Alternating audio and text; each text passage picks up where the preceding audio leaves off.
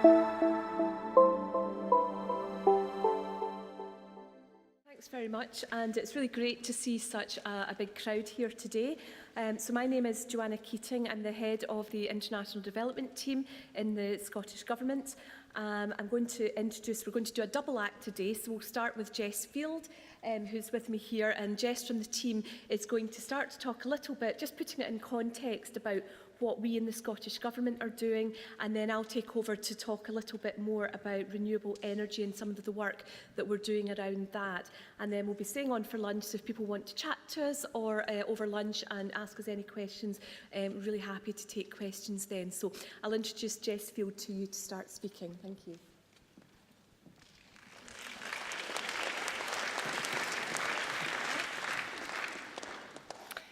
Hi there, thank you very much for having us here. Yep, as Joanna said, I'm going to give a bit of background information into how Scotland and Scottish Government got involved in international development work in the first place, our relationship with our partner countries, and also I'll talk a little bit more about how we work to achieve the Millennium Development Goals, and specifically Millennium Development Goal 6.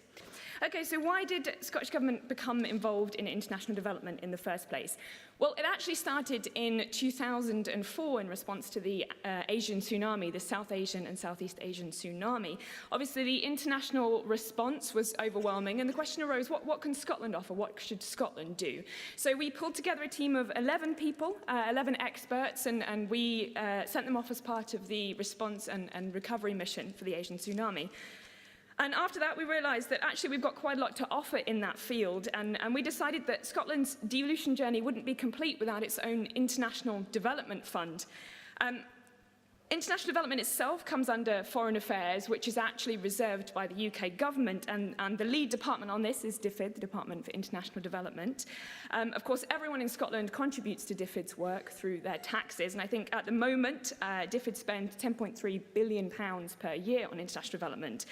But Scotland do a little bit more as well. With the permission of DFID, we established an International Development Fund in 2005, and that's currently at around £9 million per year, so that's a little bit of extra money that we give to work towards international development. Now, our overarching policy aims fit into this idea of Scotland as a good global citizen, and these aims are, as it says on the board, to enhance Scotland's contribution to the global fight against poverty through activity which is clearly designed to support the achievements of the MDGs and economic growth in developing countries, and also to demonstrate Scotland's commitment to play its role addressing the challenges faced in the developing world, recognising Scotland's identity as a responsible nation. Our programmes fund Scottish organisations, Scottish NGOs and experts, but they partner with sister organisations in our developing countries. Partnerships are a real key facet of our international development programme. So, where do we focus? Oh, there's Hamza. Where do we focus? We have 7 priority countries. 4 of those are in sub-Saharan Africa. They are Malawi, Zambia, Rwanda, and Tanzania, and 3 currently in South Asia, Pakistan, Bangladesh, and India. Now, focusing on those countries, we work through 3 development strands, 3 programs. We have the Malawi Development Program, which is our oldest program, which has been active since 2005. The Sub-Saharan African Development Program, which looks at Zambia, Rwanda, and Tanzania since 2008. And the South Asia Development Program, also since 2008. And we work to the Minister of International Development External Affairs, that's Hamza Yousaf. He's there in Malawi with a number of women working for the Freedom from Fistula Foundation there. So, why Malawi? Obviously, that is one of our key programme strands that's been separated and receives a substantial amount of our funds. Now, Malawi, I'm sure you're all aware, Malawi and Scotland have a really distinct and quite special relationship, and that dates back to the 19th century, to the work of missionaries, and in particular, Dr. David Livingstone, who was a medical missionary and first went out to the African continent in 1841, I think, and he actually remained there until his death. So from that point, there's 150 years of Scots working with Malawians, and that's, across the spectrum of society, health, education, civic governance, and so on. And this is a really reciprocal relationship. It's a partnership. We view it as based on reciprocity. And it was formalized in 2005 with a historic cooperation agreement, which focuses on 4 key themes, health being a really key one, education, civic governance, and also economic development. Now, these are the 4 priorities of the Malawian government itself, which is why they are our focus. So, what does our Malawi development programme consist of? Well, we have ring-fenced £3 million per year to focus on Malawi, and that's a minimum. And actually, since 2005, we've spent around £34 million, so it's not an insubstantial amount of money. We're currently spending around £5 million to support over 40 projects under these 4 strands: health, education, civic governance, and economic development. And just last month, we opened a new funding round, which will be worth nearly £14 million, so it's definitely growing. Before I get on to talk about Millennium Development Goals and how the International Development Fund works towards those, I just also want to flag that we do respond to humanitarian emergencies as well, based on the precedent of where it all began with the Asian tsunami. We have funded, based on DEC appeals, we've funded a number of humanitarian crises over the years, which includes relief work in the DRC, Pakistan, East Africa, Haiti, Syria, the Philippines, and of course, most recently, Gaza. So we do have a humanitarian focus as well as a longer-term development one. So, Scotland and the Millennium Development Goals. Now, they underpin all of our international development work, and we make sure our programs have a clear and consistent focus on those goals, which, broadly speaking, of course, you all know: poverty reduction, primary education, gender equality, tackling maternal and infant mortality, HIV, AIDS, malaria and other diseases, environmental sustainability, and partnerships for development. Now, I'm not going to go into too much detail about how we tackle each of those in turn, but I do want to highlight the fact that poverty alleviation sits at the core of all of our projects. And as does gender equality, all of our projects, all of our project leads are required to report on how they are tackling gender inequality in their programs, no matter what they're focusing on: livelihood, civic governance, or whatever.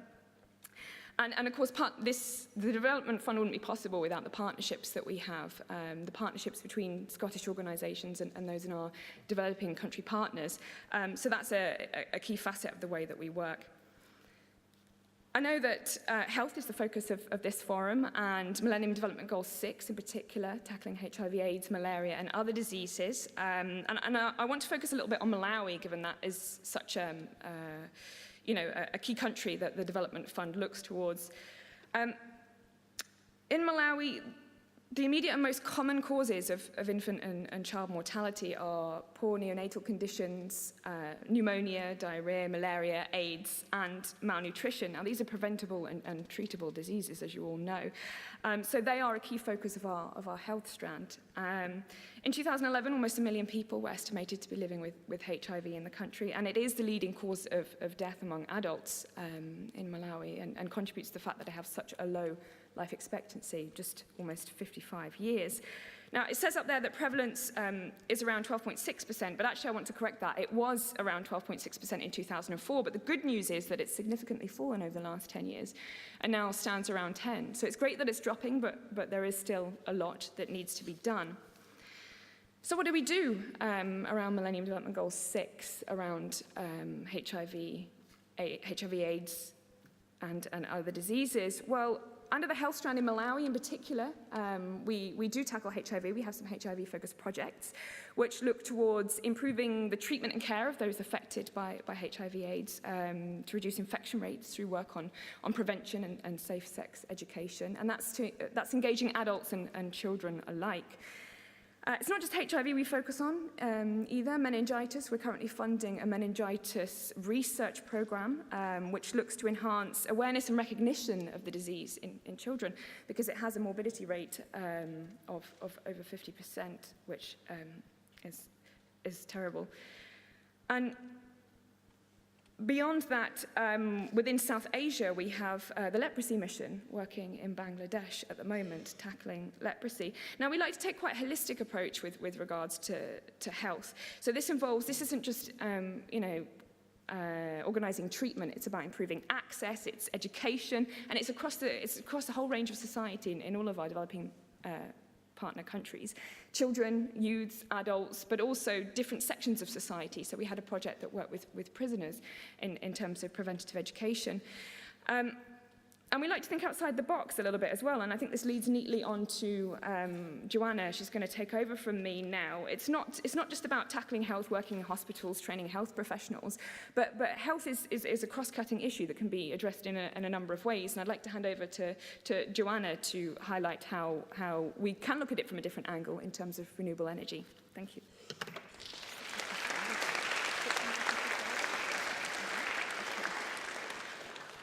Thanks very much, Jess. So you've seen from Jess there that particularly in Malawi, we have an agreement with the Government of Malawi, between the Scottish Government and the Government of Malawi. We work only in 4 strands. So in health, that's what you're looking at today. Also in education.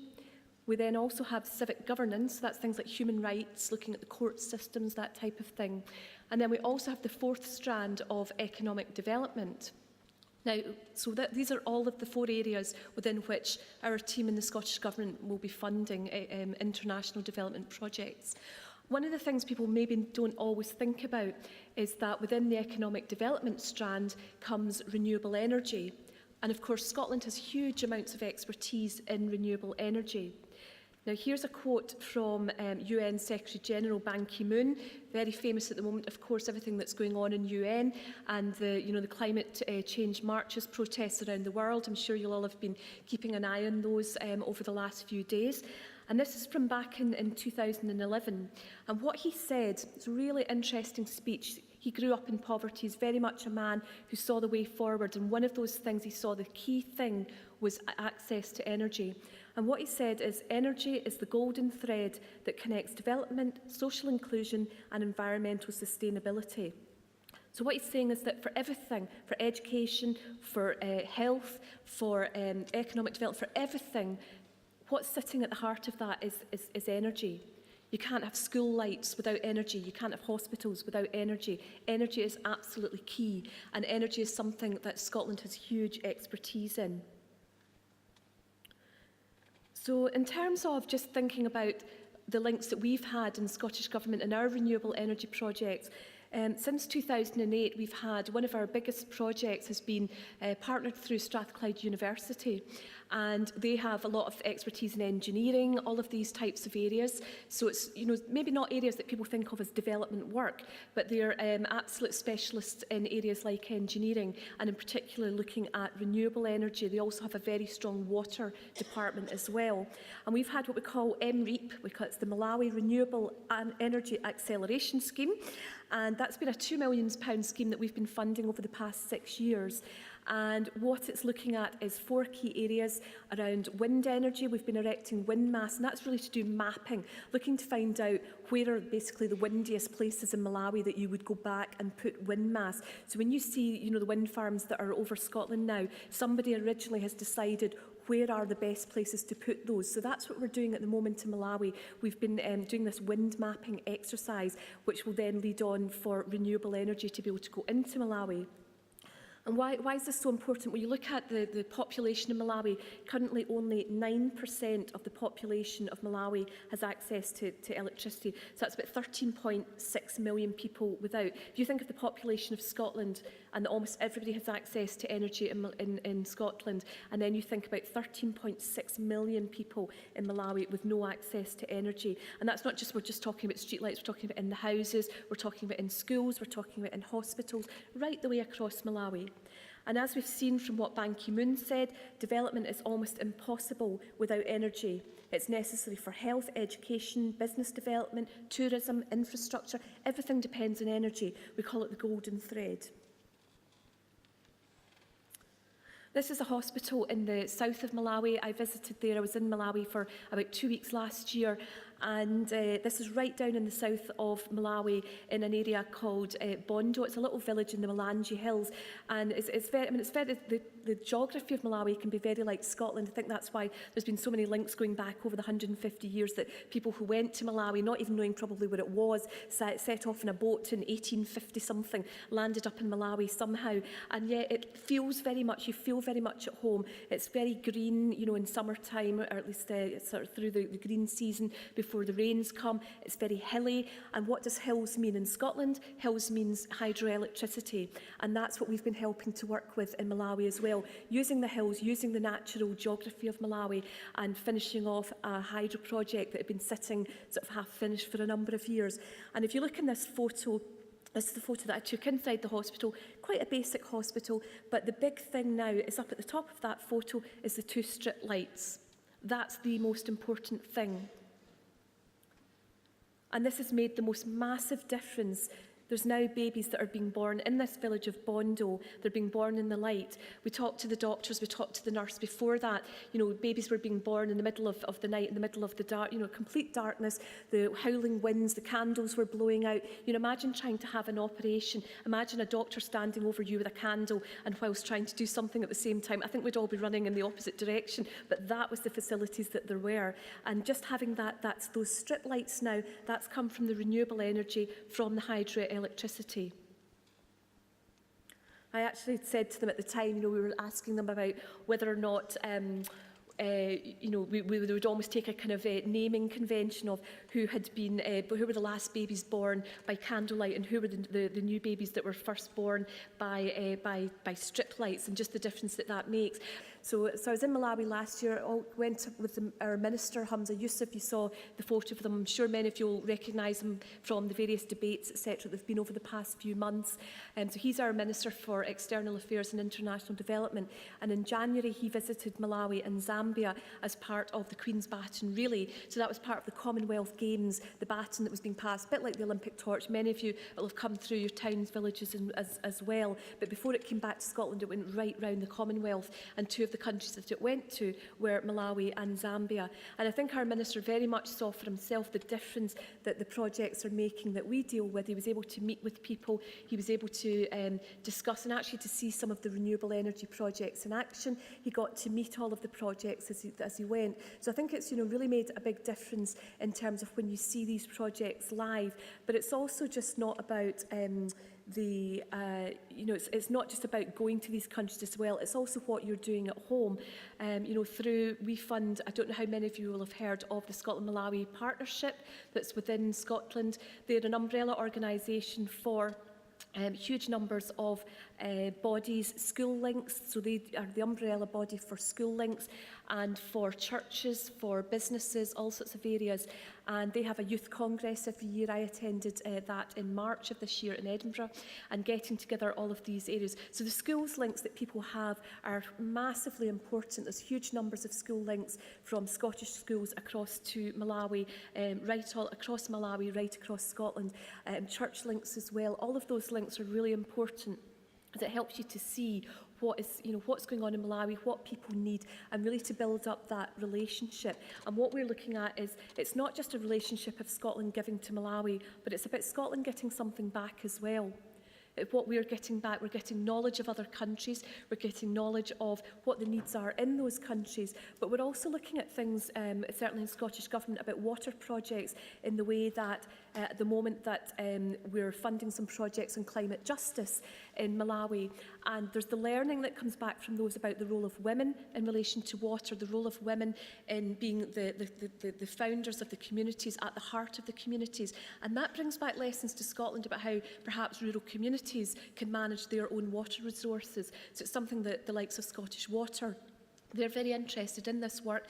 They fund some of the work that we do, and you know, it's a real collaboration feel. So I hope it's something that as you all go forward in your discussions today, thinking not just about health, because that's obviously very important, but thinking about what underlies health, thinking about some of the other areas that people need to have the money to be able to get to hospitals. They need economic activity, they need to have renewable energy in their hospitals, they need to have renewable energy in their schools in order that people can be can learn, can be educated to be the nurses and the doctors of the future. So everything in development is interlinked.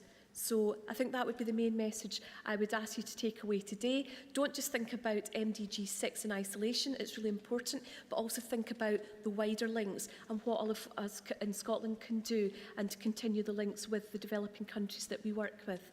So I hope you have a good day today. As I say, we'll be around over lunch if people want to ask questions, and I think we're going to join the panel after lunchtime as well. Hope you have a good lunch meantime. Thanks very much.